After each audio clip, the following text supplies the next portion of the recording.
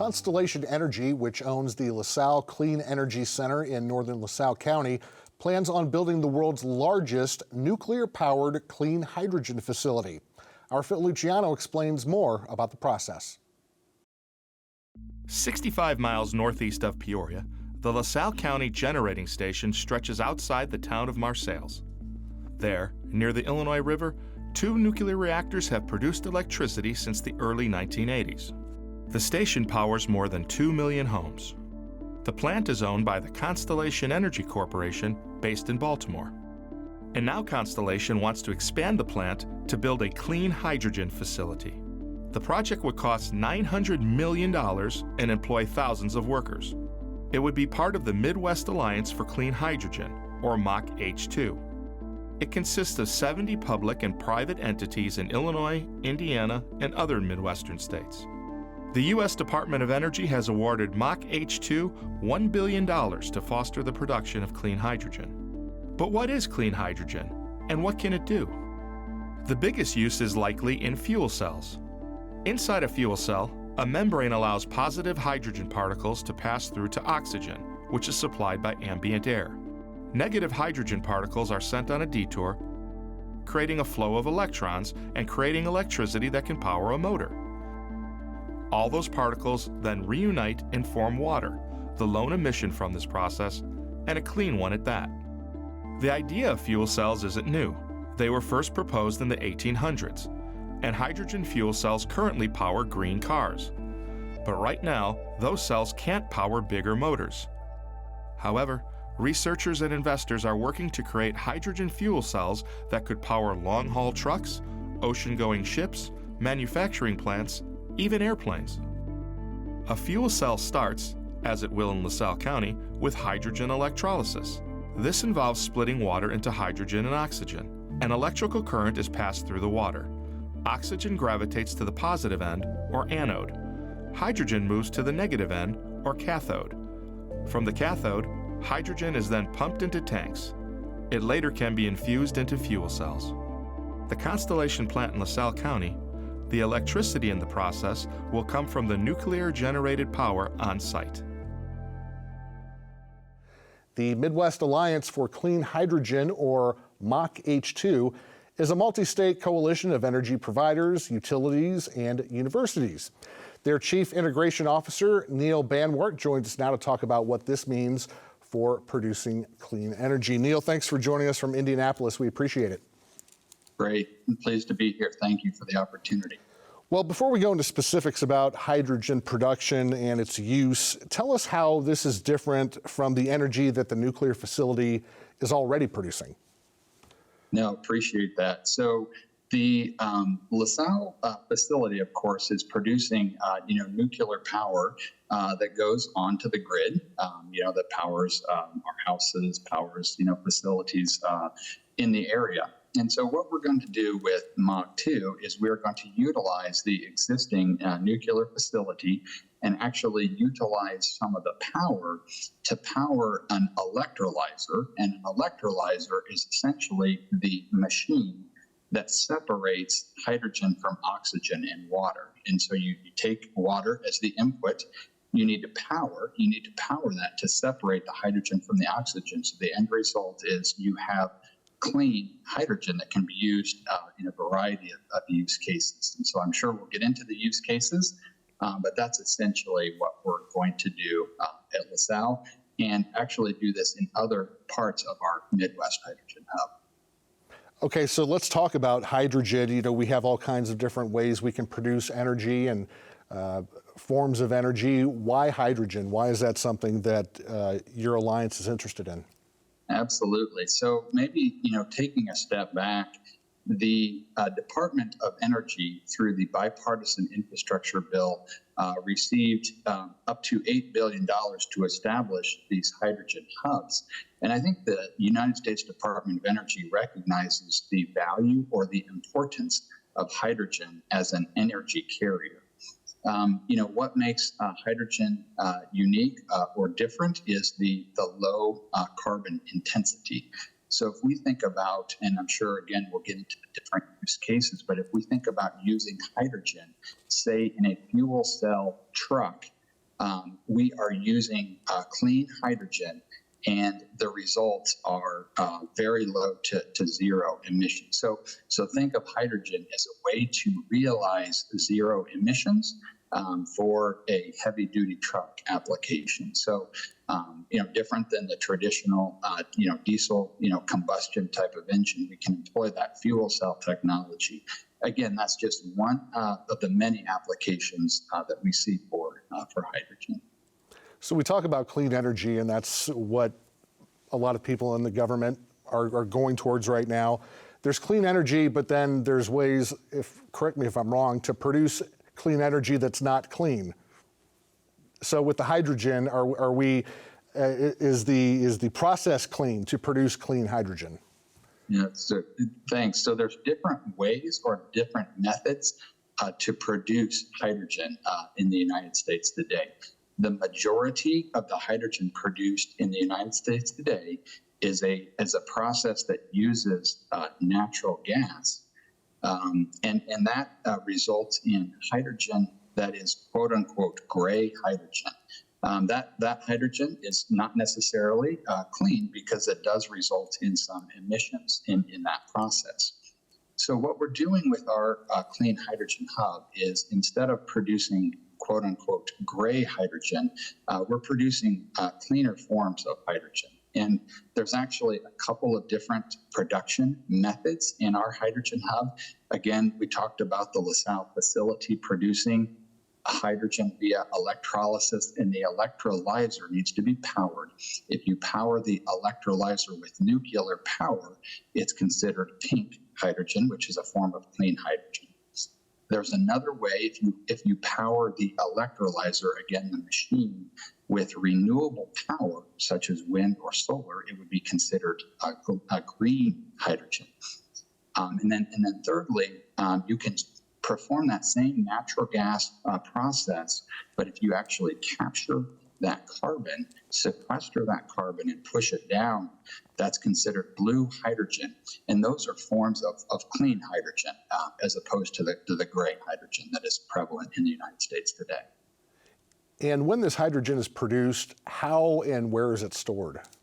Yeah, that's a good question. So some of the hydrogen can be stored on site. Some of our producers do envision doing some on-site storage. You can generally either compress the hydrogen, or you can actually liquefy the hydrogen. If we harken back to our high school chemistry days, hydrogen can be liquefied, but in order to liquefy the hydrogen, you have to bring the temperature of the molecules down extremely low. You can liquefy, but it does require special handling to be able to preserve those low temperatures. So some of that hydrogen that we will be producing will be stored on site. Some will be compressed and transported. There's different ways, different methods to transport hydrogen. Again, it could be in the compressed form, or it could be in the liquid form. Hydrogen can be transported via like a tube trailer behind a Class 8 truck. It could be liquefied and put in a different type of tube trailer.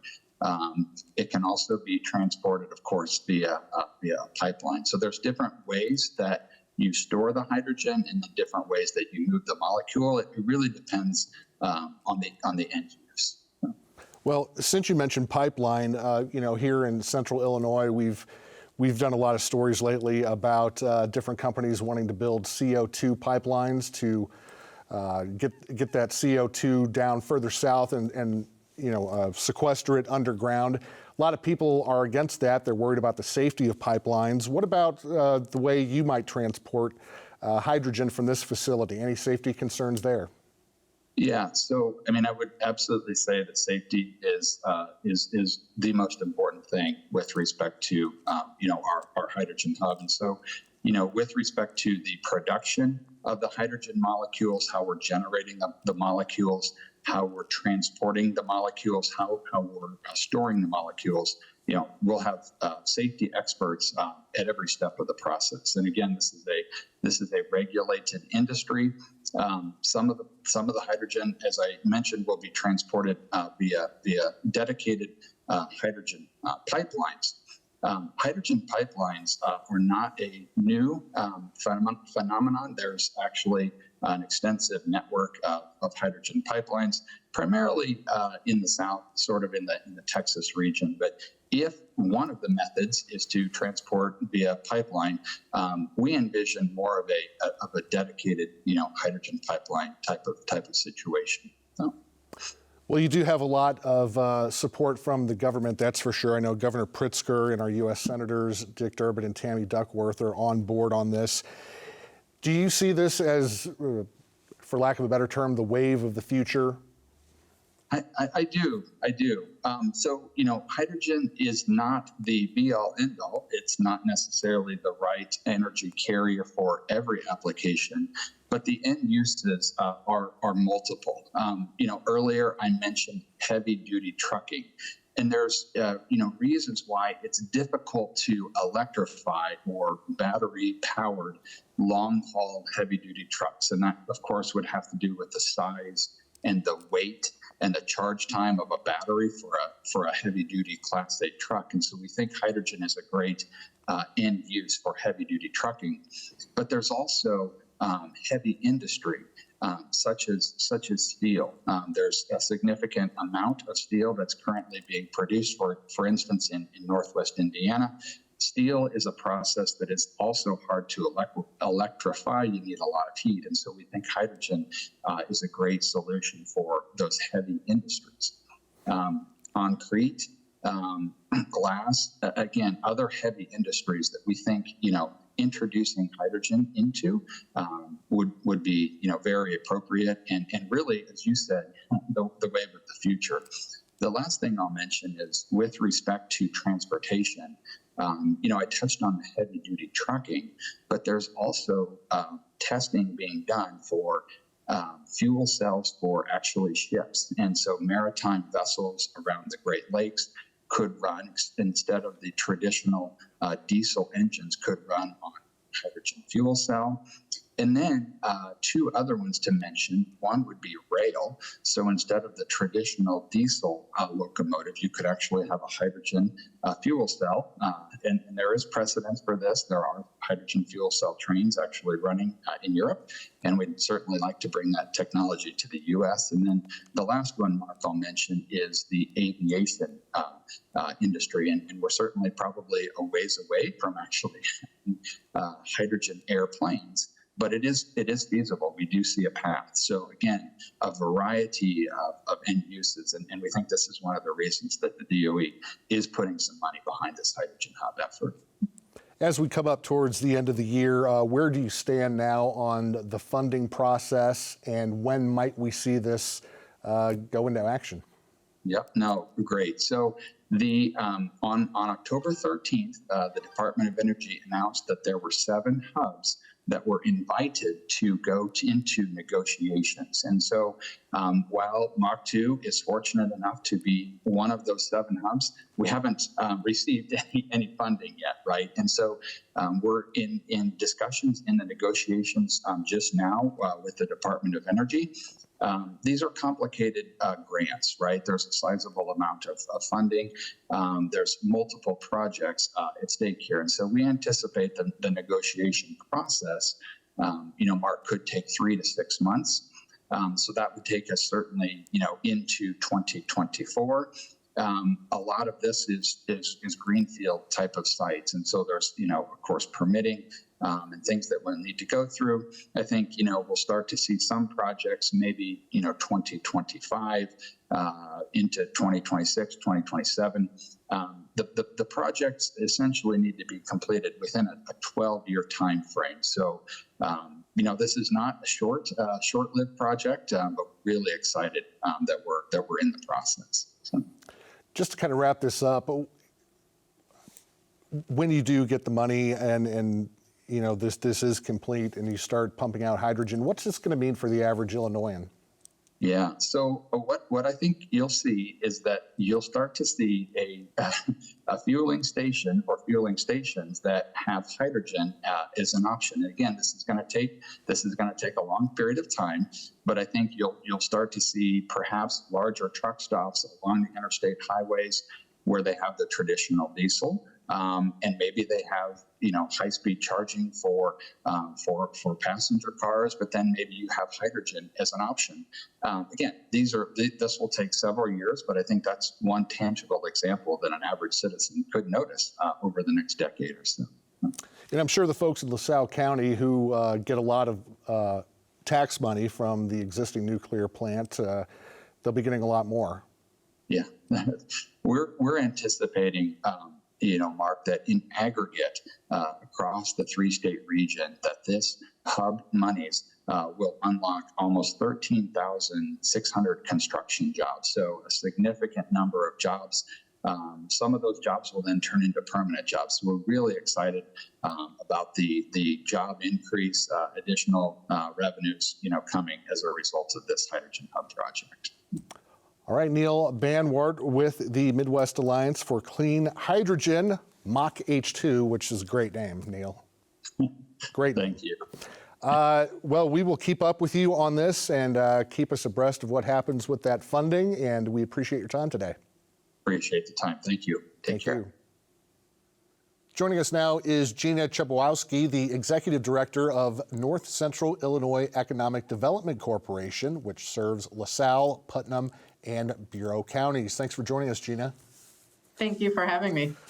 So we're telling people about the changes coming to the nuclear power plants. They're big, a lot of money going into it. What does that mean for the surrounding area?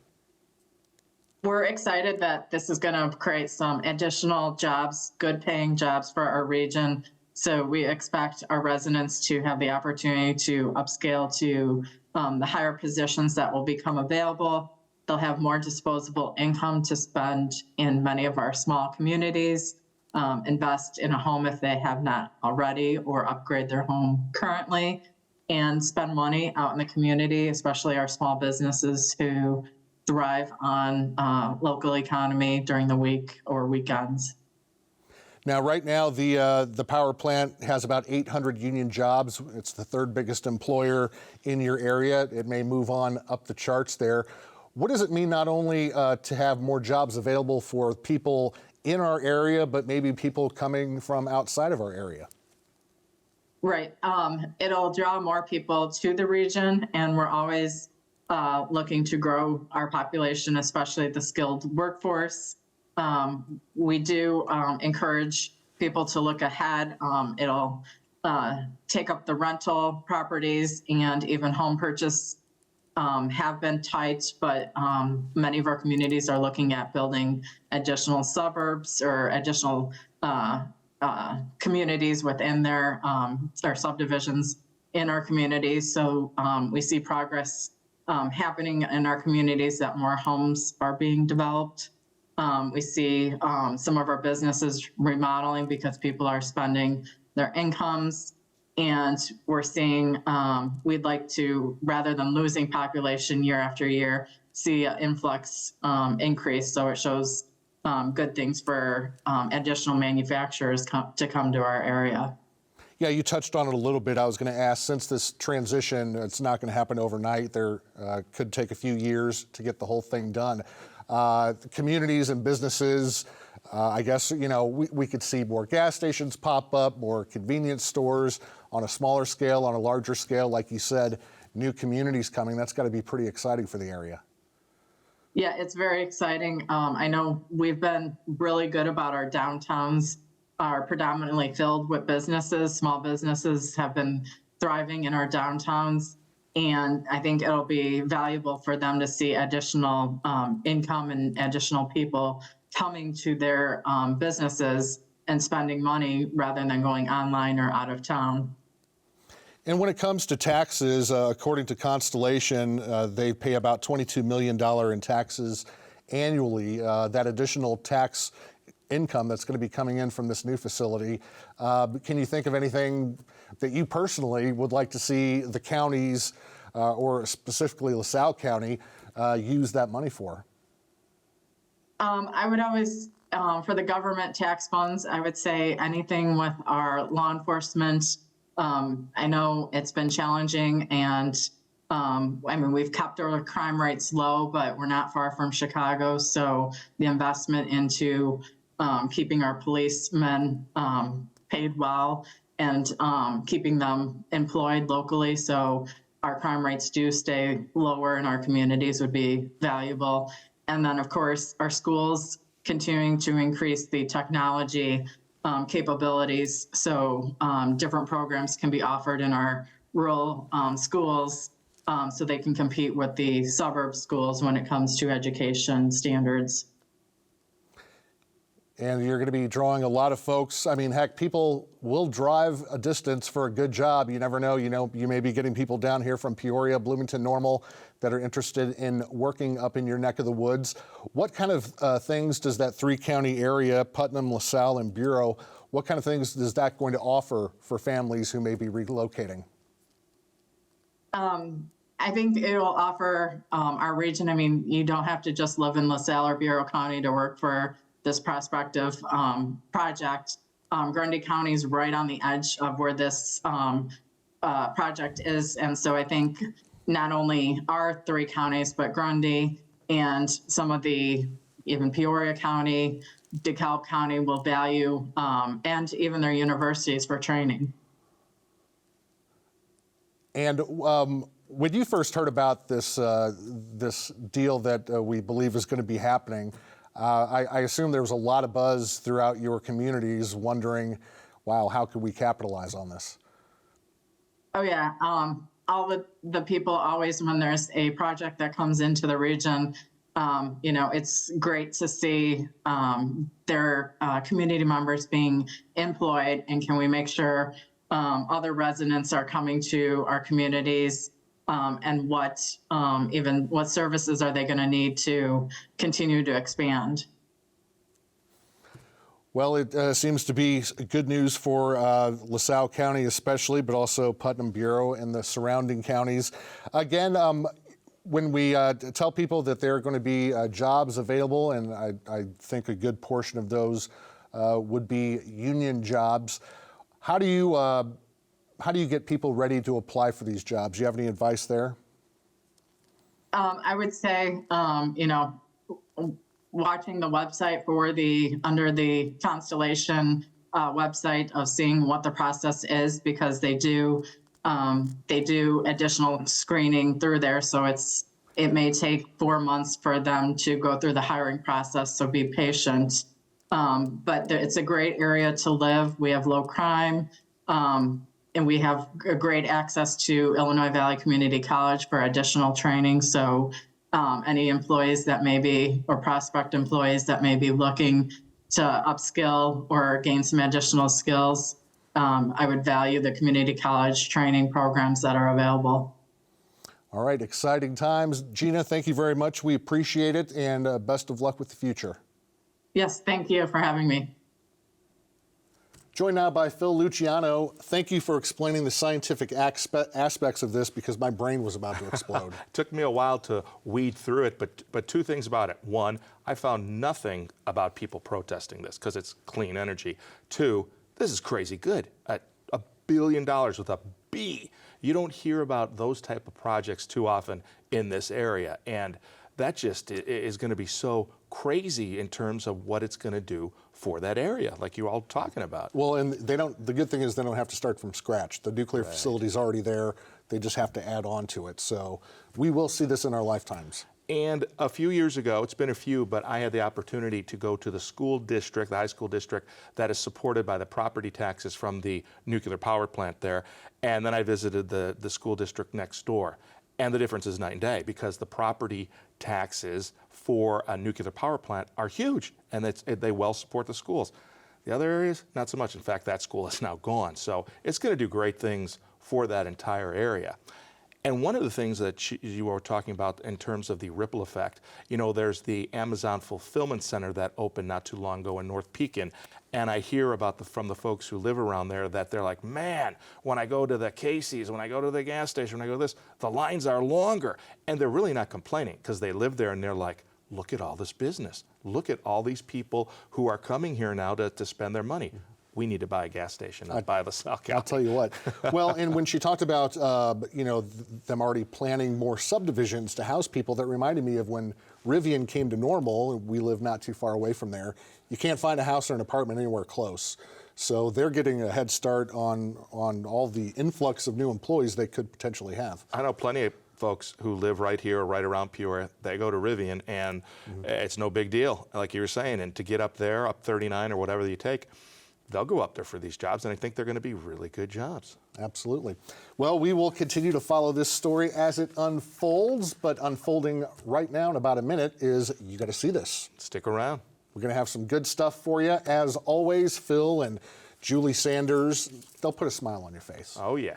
Whether you like it or not. All right, thanks very much for joining us. Be sure to follow us on Facebook and Instagram at WTVP. And of course, you can watch us anytime at WTVP.org.